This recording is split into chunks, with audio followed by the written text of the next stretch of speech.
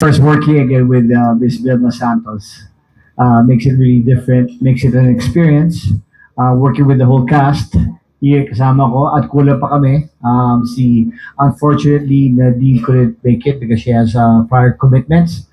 And what makes it different again is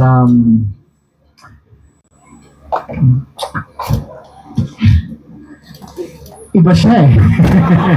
Mahirap po ipaliwanag. Sa dami na nagawa ko na rin po pelikula. That's why when they offered this film sa akin, hindi na po ako nag-atubili. Plus the fact that to work again, yun lang ang ano ko is to work with a good friend of mine, Miss Vilma Santos. So, yun lang ang sa akin. That alone is an experience not to miss. Really. So we made sure for the 50th Metro Manila Film Festival, ang pelikula po namin, panunuorin niyo po na hindi maganda dahil sa promotion, kundi maganda po talaga. Paglabas yun ng sinehan, kayo na po magsasabi, napakagandang pelikula na pinaghirapan po namin lahat yun. Maganda po ito. I'm sure. Maniwala na po kayo. If I may add, Go ahead, also, Miss Vilma. alam niyo po, mahigit na po 62 years, 62 taon na ako sa industriya. Nung No. Hindi po ito na naman itong dalawang to. But I'm 35. Oh, yeah. And, hoy! Hindi, but seriously, marami-rami na rin po akong ginawang pelikula. Nung ginawa ko at sinuting po namin itong movie na to, and first time with my director, Direk Dan Villegas, alam nyo, nag-isip po ako sabi ko, almost 200 na rin pong pelikulang nagawa ko. I started young as a child actress. Kailangan paalam na sa child actress. But anyway, inisip ko po kung ito bang temang ito yung nagawa ko na sa more than almost 200 films na nagawa ko. You know, sa totoo lang po yung Uninvited, parang first time ko lang po nagawa ang character na ito. And for that, I'm really excited and proud. Plus the fact, nabigyan ako ng bagong motivation. Baka may offer akong iba ng aking pong first-time director, Direk Dan Villegas. And then, isa hong malaking bagay sa akin ay makasama po ang magagaling na artista. Hindi ho lahat ng artista na bibigyan ng pagkakataon to be doing a movie with mga ace actors, if I may. Not because Aga nagpuri kanina, but with Mr. Aga Mulak, alam natin kung gaano siya kagaling na artista.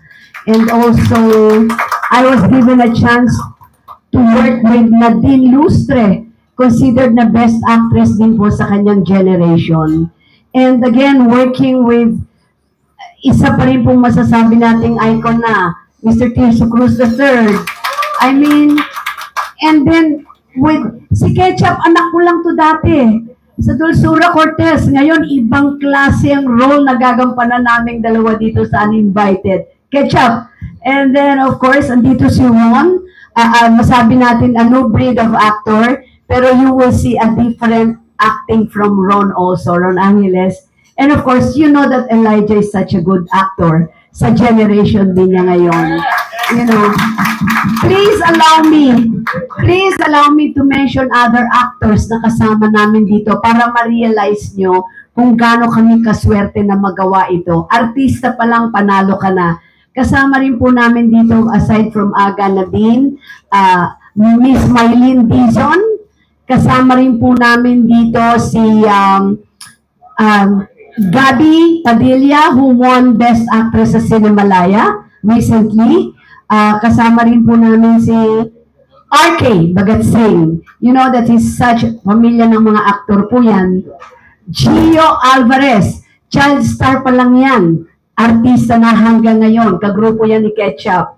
And then, with the special participation of Moni Buencamino, Lotlot de Leon. Kasama rin po namin dito sa pelikulang ito. Cholo Barreto is also with us. Barreto clan yan. So we have a good talagang team of actors na masasabi mo pag hindi mo ginalingan ay sadya'y kakainin ka. So lahat po kami palagay namin binigay po namin yung aming 100% with the help of our director, Director Dan Villegas. And we are lucky na ang aming pong producer ay walang iba kundi lahat ibinigay na sa amin for this movie. Mentor Production, yung nag-produce ng Malyari, and at the same time, ito po ay kasama, co-produced ng Project 8, and this is distributed by Warner Brothers. So, yan po ang aming pong pelikulang Uninvited. Thank you for the time. Thank you so much for the